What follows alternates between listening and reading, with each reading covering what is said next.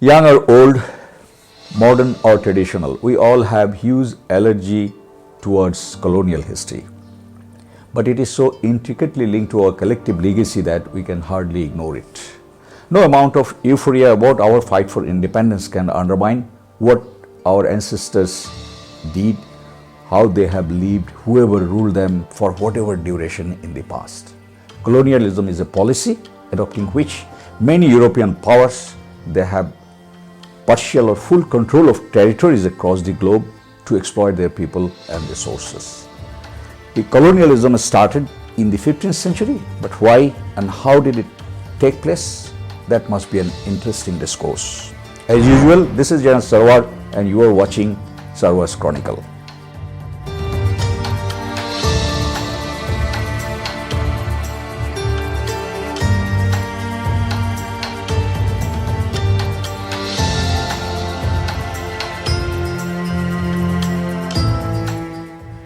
To understand this vast and equally complex subject, we shall go back and forth along the timeline to discuss issues for better clarity.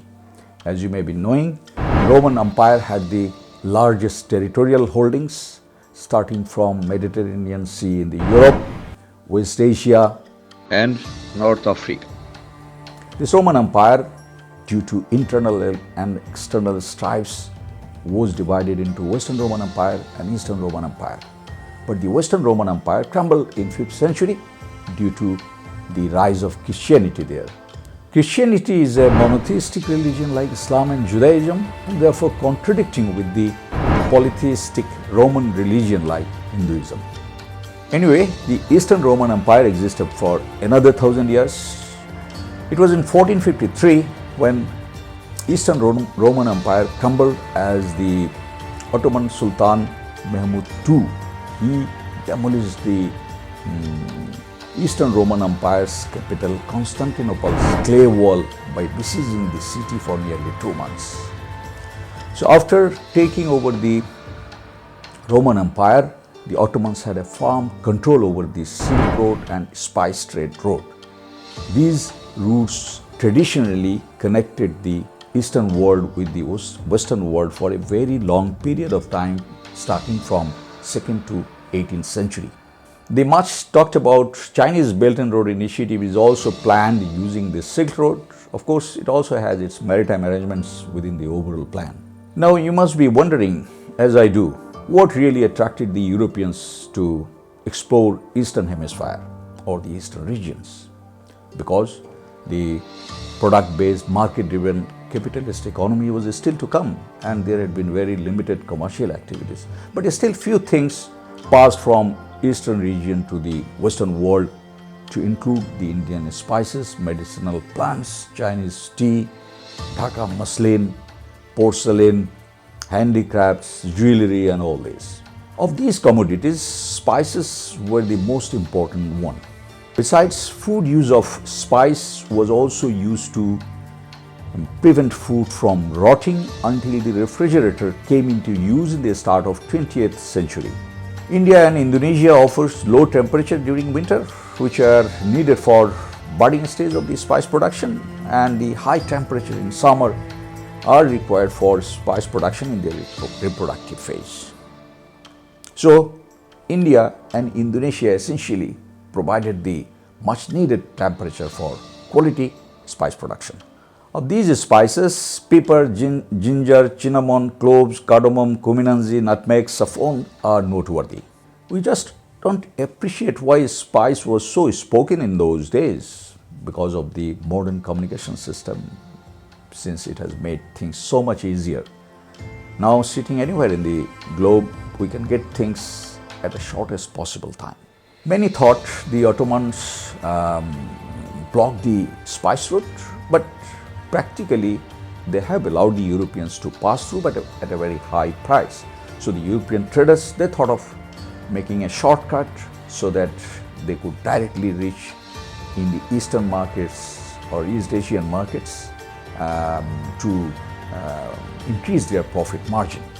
Since dealing with the Ottomans would not only increase costs but would also increase risks, therefore the risk-reward ratio of long-distance maritime advances seemed lucrative to them. So the turn of Exploring Eastern Hemisphere came almost around the same time when Britain, Portugal, France and Spain started colonizing North and South America between 1492 to 1500 years. And these 15th century adventures basically started the first wave of colonization. These adventures took place during the age of discovery that spread from 14th to 16th century and overlapped with the age of sail that spanned between 15th to 18th century. This was the time when seafaring Europeans started going across the gigantic oceans using the knowledge of cartography and advanced navigational aids. These adventures were motivated by 3 G's, meaning to say God, gold and glory. Why God? Because the Christians believed that it's their responsibility to spread Christianity across the world, and they also believed the Almighty would reward them for taking care of the colonial subjects. Gold, because all those colonial powers would bolster their own economy using the resources and people of the colonies. Glory is all the colonial countries or the colonial powers, they were competing with each other for more territories. So there was an element of glory behind all their adventurism. Even the social Darwinism was used to justify the imperialism. They believed in the survival of the fittest, meaning to say that there will always be someone better naturally and they have the right to civilize the uncivilized. Another spell of colonization started in the 19th century. You all know that the textile engineer that bolstered the industrial revolution in Britain in the later part of 18th century basically was the precursor to the second wave of colonization. If you look at the colonial geography or the geography of the colonial powers of that time, Britain, France, Portuguese and Spain, geographically these countries were not big enough and therefore they did not have enough resources.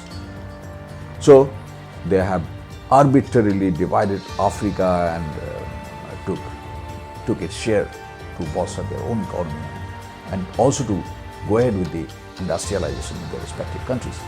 However, let's switch over to first wave of colonization since it has much relevance to our region and our history. It was 1492 when Italian explorer Christopher Columbus, he started from Spain aiming to reach Indies in the Eastern Hemisphere. Instead, he reached one of the Bahamian islands across Atlantic. There he is. You can see the dotted lines from Spain to Bahamian Island showing the adventure missions of Columbus across Atlantic. But when his mistake was identified, these islands were renamed as West Indies to differentiate them from those of the Pacific Ocean, previously known as Indies. Now we know those as Indonesia. Following the voyage of Columbus, the Portuguese explorer Vasco da Gama, he made his first voyage to India from 1497 to 1499. So he was the first European to discover the sea route to India for the first time in 1498, and he arrived at Calicut in the Malabar coast of southwest India.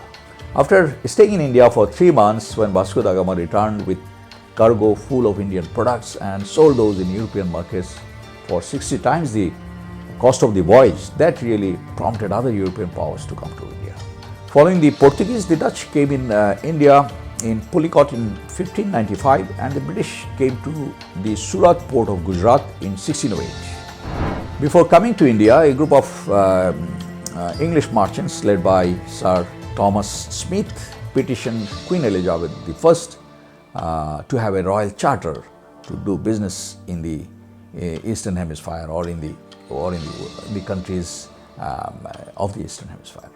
After listening to the success stories of the Portuguese traders, the Queen was excited and she herself became the shareholder of the East India Company. To understand the British colonial rule in India, we have to look at events around the middle of the medieval era, starting from 700 to 1858. During this time, India was under the Delhi Sultanate rule for 320 years, starting from 1206 to 1526, and then on for another 332 years, starting from 1526 to 1858. We all know that the Mughal invasion started in 1526, Babur being the first emperor. Babur was the descendant of Genghis Khan and Tamerlane and defeated the last dynasty ruler of Delhi Sultanate, Ibrahim Lodi, in the first battle of Panipat in 1526 and founded the Mughal Empire from 1526 to 1530. That continued until 1858.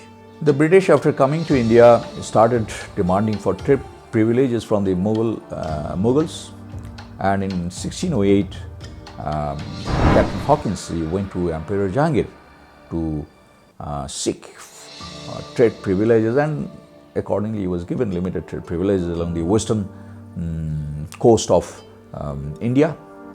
Since the company wasn't happy with the outcome of Captain Hawkins' visit, so in September 1615, Ambassador Thomas Rui, he arrived from England on behalf of England King James I and wanted to meet the emperor. Since the Portuguese had good trading relations with India, so they tried to persuade the Mughal courts against the British. But it was Sir Thomas Rui, he thought of reversing the situation, and as such, while coming to India, he brought a lot of gifts with him for the emperor, and he also, as an ambassador, he also carried himself with honor and dignity. But when he expressed his desire to meet the emperor, the governor checked him and he declined, and he made sure that as an ambassador he is given complete immunity. Eventually, Rui won over the governor and he happened to meet Emperor Jahangir, who was very impressed, and Rui was clever enough to keep the Portuguese out of the game, and he could arrange trade privileges to establish, to set up factories in Gujarat. That really gave a huge signal to all others that East India Company is emerging as a great power in India. So Rui stayed in the Mughal court for 3 years, starting from 1615 to 1618. As the East India Company started trading in whole of India, so its trading interests started to colliding with other powers, particularly in the Chinese market, Southeast Asian markets, or the Indian markets. Things got complicated as the East India Company, rather the British East India Company, was expelled from Indonesia by the Dutch. So, losing control in Indonesia, British East India Company concentrated more in trading with India and also in the Indian market. Since all the European companies were trying to buy the same thing, so the price of the commodities went high. This was nothing but the obvious demand price economics. If the demand is high, the price will rise up and it will eventually impact the profit margin. So instead of finding different ways to minimize the cost, the East India Company, they tried to eliminate the competitors. They started sinking each other's boats, blocked routes, ambushed rival ships, taking out goods out of the region and all that. In 1651, the East India Company, rather the British East India Company, wanted to set up a factory on the bank of Hooghly River in West Bengal, which would include accommodation for the officers and workers. The English also persuaded the local merchants to settle around the factory. To advance their trading interests, they purchased 3 villages named Sutanuti, Govindapur and Kolkata. Subsequently, Fort William was established in Kolkata to protect the factories, and till date this is used as one of the stronghold of Indian military, particularly in the eastern region. Alongside this, East India Company also fortified their trading posts that created much of the resentment in the minds of the locals. Now let's see the range of different Mughal emperors and try and understand exactly at what point of time the Mughal emperors or the Mughal rule started to decline.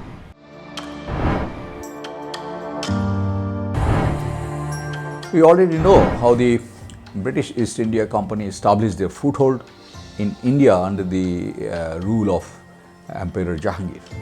Of all the Mughal emperors, it was under Aurangzeb that India territorially expanded and also surpassed the King China economically to be the world's biggest economic powerhouse and also the manufacturing hub.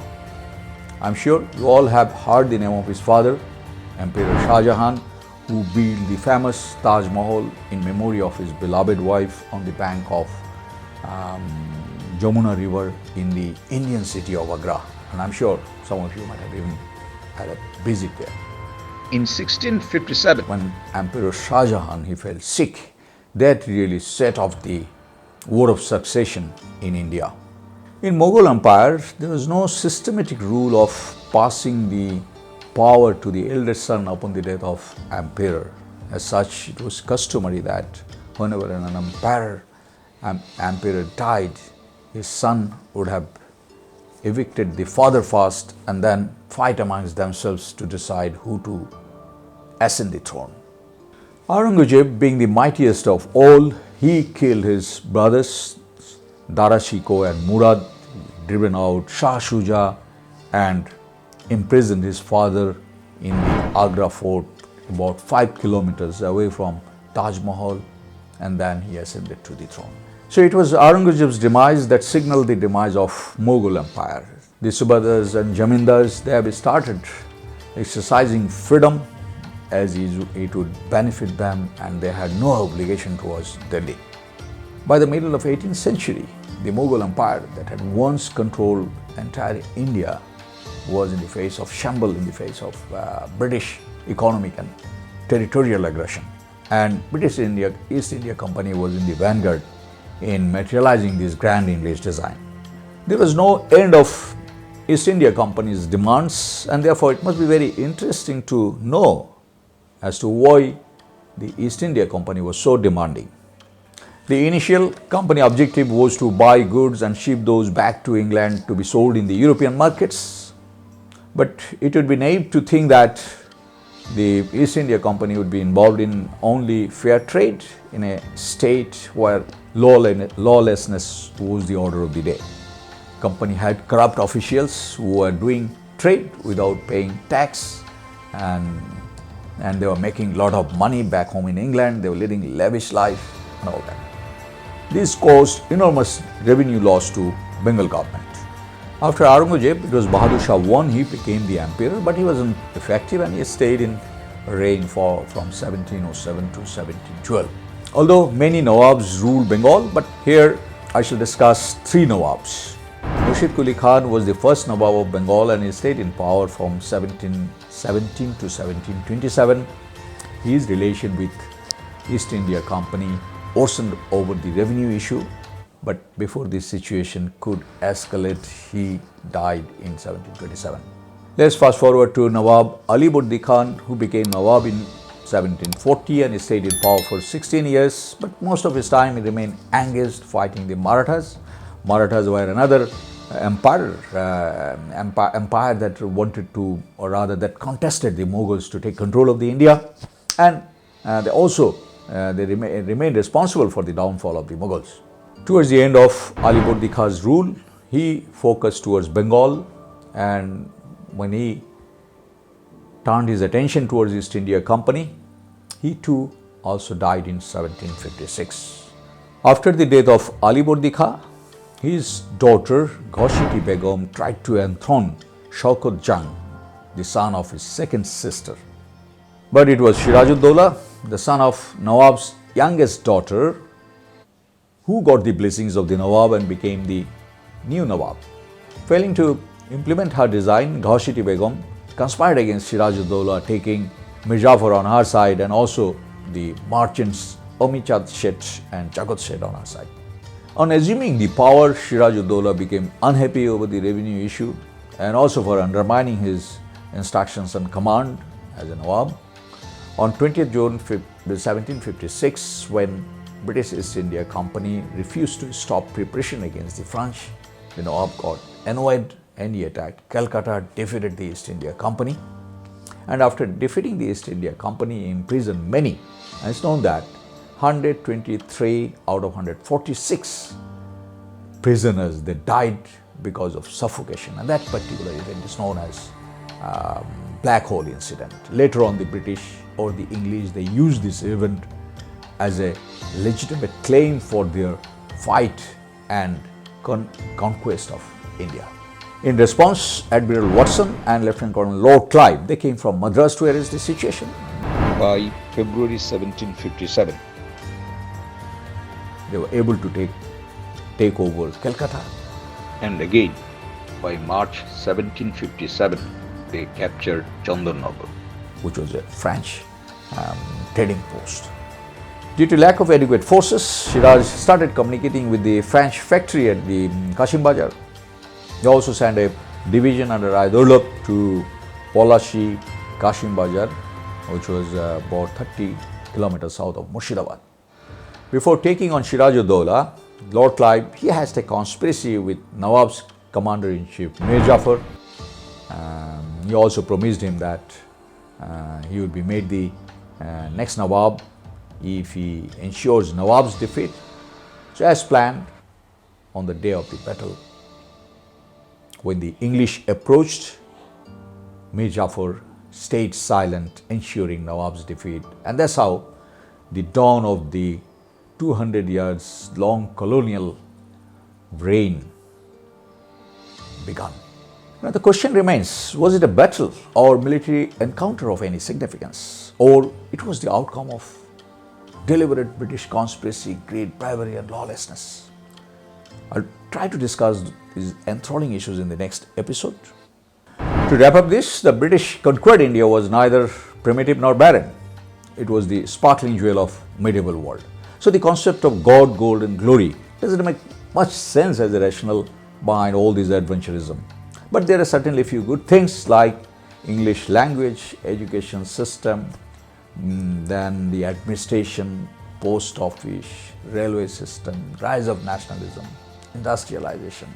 But we still suffer from many other issues like colonial mentality, bureaucratic ratism, corruption, then lack of freedom of speech, lack of human rights, child labor, and many more.